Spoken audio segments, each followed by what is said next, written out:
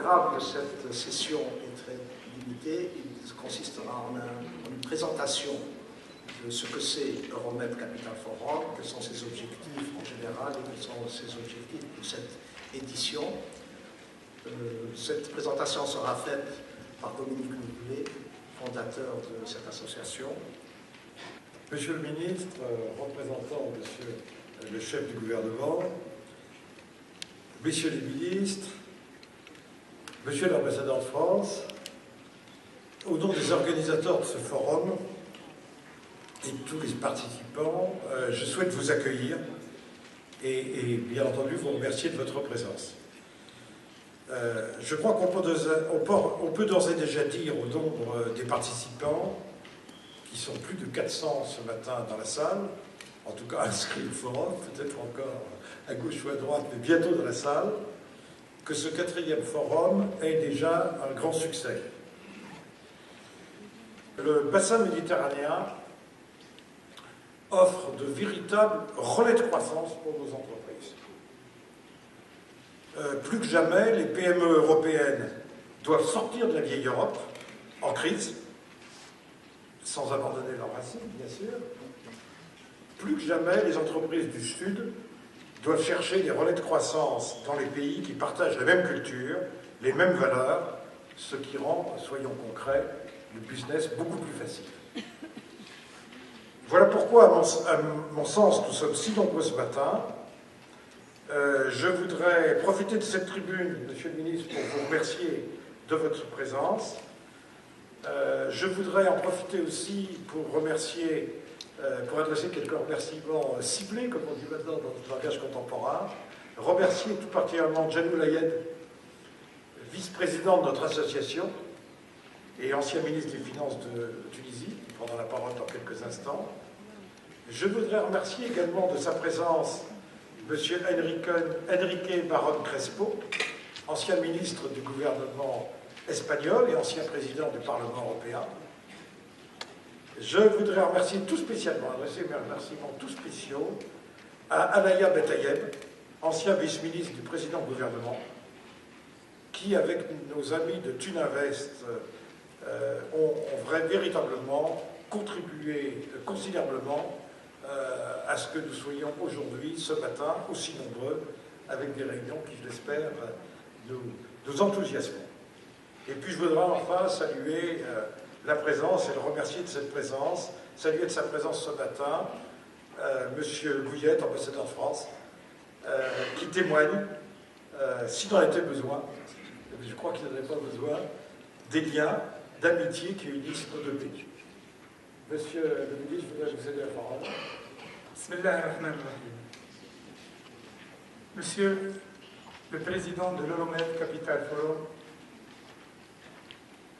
Excellence, Monsieur l'Ambassadeur, Madame l'Ambassadrice, honorables invités, Mesdames et Messieurs, c'est un grand plaisir et un immense honneur de procéder aujourd'hui à l'ouverture de la 4e édition de l'Euromed Capital Forum portant sur le thème « Capital investissement et financement des PME dans les pays riverains de la Méditerranée ». Permettez-moi, au début de mon discours, de remercier les organisateurs et les fondateurs pour avoir choisi de nouveau, et pour la seconde fois en l'espace de 5 ans, la Tunisie pour l'organisation de ce forum. Pour la première fois après la révolution des pays du printemps arabe, ce qui est un signe de reconnaissance à ce processus de transition démocratique dans nos pays. Mes remerciements s'adressent plus particulièrement aux participants étrangers pour leur confiance et surtout les institutions financières internationales venues d'Europe, des pays du Golfe et du reste du monde.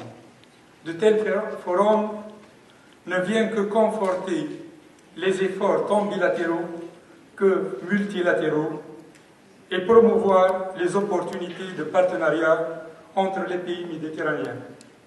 S'agissant enfin du développement de la finance islamique, le gouvernement a adopté plusieurs projets de loi couvrant les différents segments de la finance islamique, tout en s'inspirant des meilleures pratiques et expériences en la matière, notamment l'encadrement de l'activité des fonds d'investissement islamiques, vu leur attractivité pour drainer une épargne potentielle non captée par la finance classique et leur utilité pour les besoins de diversification.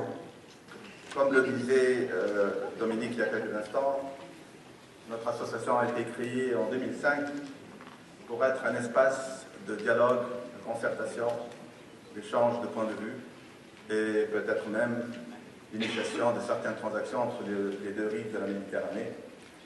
Cette Méditerranée que nous aimons, cette Méditerranée plurielle, comme le disait si bien Mme Abdelhaj Yahya dans son livre « La Méditerranée tunisienne ». Et c'est dans cette Tunisie que se tient pour la deuxième fois notre forum, donc Euromed Capital Forum. Je vous souhaite tous la bienvenue, surtout ceux qui sont venus d'Europe et des 4 coins du monde.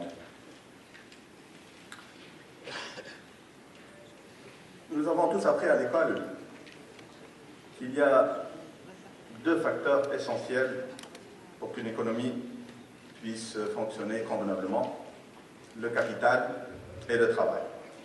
Il faut ajouter à cela un 3e facteur qui est le progrès technique, qui est un enhancing factor pour le capital et qui donc aide à produire plus et surtout à améliorer la productivité.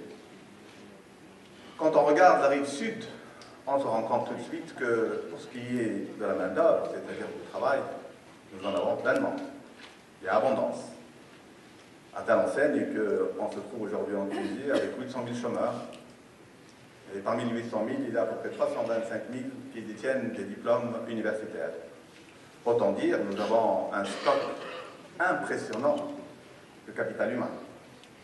Mais ce qui fait défaut, c'est le capital, c'est-à-dire les ressources financières qui assurent le développement économique. Et quand on parle du capital, on parle surtout, en termes macroéconomiques, de l'accumulation du capital, et comme nos amis français l'appellent, la formation brute du capital fixe. Et donc l'investissement s'avère être l'épine dorsale de tout développement économique. L'investissement, c'est la solution au problème du chômage. Il n'y en a pas 2, il y a un. Et quand on parle d'investissement, on parle généralement de 2 types d'investissement. D'investissement public et d'investissement privé. Je vais parler surtout de la Tunisie, mais ce qui s'applique à la Tunisie s'applique franchement à l'ensemble de la rive sud de la Méditerranée, donc surtout du climat maghrébin. L'investissement public a toujours été le plus important en Tunisie. L'État, après l'indépendance, a joué le rôle de premier employeur, premier investisseur, et c'est l'État qui a pris sur lui la responsabilité de propulser l'économie et d'assurer le développement économique. Pour nous, l'assistance financière doit être augmentée et diversifiée, et avec une participation des institutions financières internationales, et d'une façon particulière, il y a la BERD, la BRD, la Banque européenne pour la reconstruction et le développement, et la Banque européenne d'investissement que j'ai déjà citée.